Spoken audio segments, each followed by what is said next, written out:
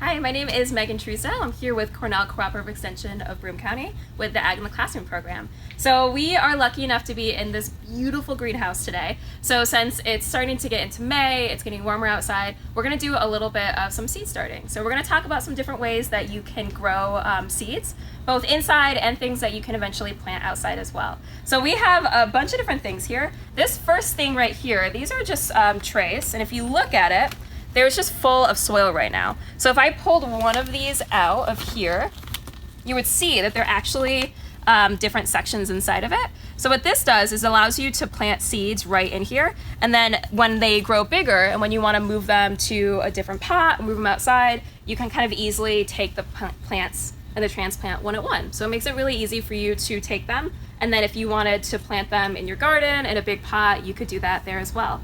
So we're gonna plant some seeds in here as well, but not everybody is gonna have a tray like this that you can easily grow seeds in. So there is a really super simple way that you can actually use just something that you probably have around your house, and then you can make a pot that you can grow seeds at for yourself. So we're gonna start with this tray right here. So what we're gonna start off by planting is this seed right here, and I'm gonna pull some out so you can see what it looks like in my hand. So if you take a peek at that, I want you to think in your head for a second, what type of seed you think that is. So just take a peek at it, and I'll lift a few up so if you wanna see the size of it, see the width of it. So this right here, it probably looks like a few different things that you might be familiar with, but this is actually a type of squash, and this is what we would call summer squash. So if you look, this seed is actually pretty big for a seed. I'm gonna show you another one in a second, and then I'm gonna see if you can guess it. I'm gonna hide the label for you guys so you can't see it. But if you look here, notice the difference in size, also in shape, in color between these two seeds. So if I were to take some of these, and if I put them in my hand, you'll notice they are totally different types of seeds. So the squash is super, super big. And if you look at this right here, this is actually called a basil seed. So basil, if I pull one out, so you just see one, it looks almost like a speck of dust. So it is super, super, super small. So what we're gonna do first though, is we're gonna plant some of these squash seeds. So I want you to think in your head for a second, if I pull out this squash seed, do you think I want to leave it directly in the soil like that? Or do you think I want to take it and maybe dig a hole in it? So if you think about it, with these seeds, we always want to put them inside the soil. So this is a little trick. If I was going to plant this little itty bitty tiny basil seed that you probably can't even see, and if I want to plant the squash seed, I'm going to make a different size hole for both of these. The smaller the seed is, the smaller my hole is going to be.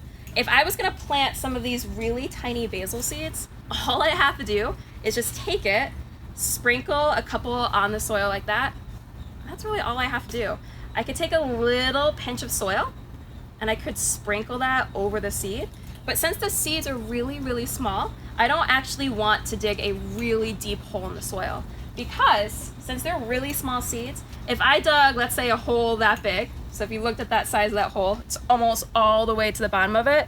If I planted that small seed in that, it's actually not gonna grow very well. So you wanna keep the small seeds really, really close to the top of the soil. The squash though, since it's a little bit bigger, you're gonna plant it in kind of a different way. So the trick that I always use, if you look at it, you always kind of want the bigger ones to be a little bit bigger. So I always take my thumb, and you want it to be about double the width of it.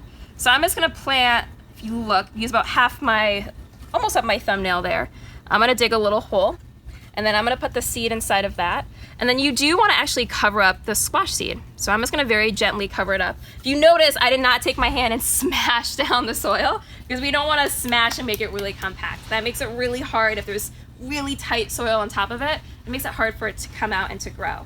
So depending on the size of it, you're gonna plant them in kind of different ways. So if you don't have one of these at home, I bet a lot of you might have seen something like this. So this right here is just plain old newspaper. That's all it is. So I took the newspaper, and as you can tell, I cut a little strip of it. And then once I got done cutting my strip of newspaper, I grabbed one of these. So this is just a tin can. So I have it empty, cleaned out. It probably had black beans or corn in it at one point. But what you're gonna do with this is you're gonna use your newspaper, use the tin can, You're gonna use just a little bit of tape, and you're gonna be able to make a pot that you can plant your own seed in. So when I do this, what I'm gonna do is take my pot right here, and I'm actually gonna get 2 pieces of tape ready. So this is really important. I am just using 2 pieces of tape, that's all. But I'm gonna get that ready because I'm gonna need that really quickly in a moment. So I'm gonna take my newspaper, I'm gonna lay it out, and then I'm going to take my pot. And if you notice, I'm putting the newspaper about halfway down the pot. So there's still a little bit in my tin can of space. Once I do that, I'm just gonna then take it and just kind of roll it like you're rolling a burrito, rolling a taco up. I'm just gonna keep rolling it until all of my newspaper is like this. And then this is where the 1 piece of tape comes in. I'm gonna take the part edge of the paper. I'm gonna add my 1 piece of tape. And you might look at this and think, this does not look like a pot yet. Because all pots, just like this one, there needs to be a bottom to it. So this is the fun part. I love to do this part. If you notice, there's all of this space down below. I'm gonna take this and I'm just gonna kind of smash it down. It does not have to be pretty. It does not have to be perfect. But I'm just gonna smash it down to make a bottom. And this is where my 2nd piece of tape comes in. So my 2nd piece. And then just like magic, you have your own pot that you can use. So what's really, really cool about using this newspaper to do this is, let's say I am growing my squash seeds and I'm growing it inside and it's getting really big, and it gets to the point that it is so big that it does not really fit into this newspaper. And let's say I go outside and I find a beautiful spot in the garden that I can use. What you can do is you can take this. If you take the bottom piece of tape off, and if you take the piece of tape on the side, you can then take this entire newspaper pot with the plant inside of it, and you can plant this whole thing in the ground. So what will happen over time is this newspaper, as it gets hotter outside, and once it's in the soil with the water, it's gonna start breaking down into little pieces. So if you came back in a year, and if you tried to look for this, you actually wouldn't be able to find the newspaper. So it actually breaks down and becomes part of the soil. So you can keep these pots inside, or you can also plant them outside as well.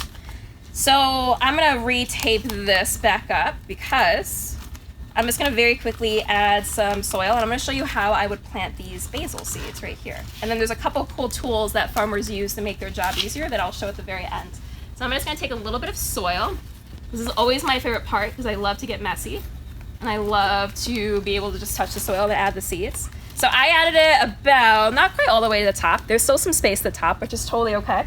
I'm gonna take a pinch of my seeds. And like I said before, these are really small. So I'm just gonna sprinkle them up top. You will not be able to see seeds this small in the soil, which is totally okay. I'm just gonna take a tiny, tiny, tiny pinch of soil.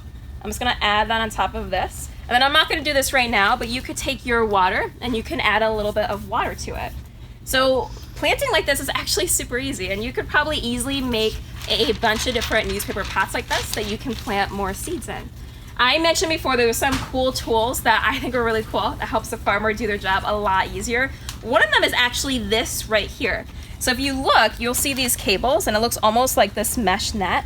What this actually is like a little heater or heating mat that helps the seeds that were planted get really, really, really warm. So seeds like this and a lot of plants, they don't like it when it's cold outside. So by having this heater underneath it, it keeps the soil super, super, super warm, and it allows the seeds to grow better. So this actually is powered by water, and there's all of these tubes along the wall that you can see. So water will come through this that's hot, and the hot water actually heats up the table, heats up the plants. I have one at my house that's much smaller. It's just like a little heating mat that does the same thing. But instead of using water, it just uses electricity to do it instead. So I hope you are able to take this and grow some plants, and you can grow some plants for your garden and for the springtime.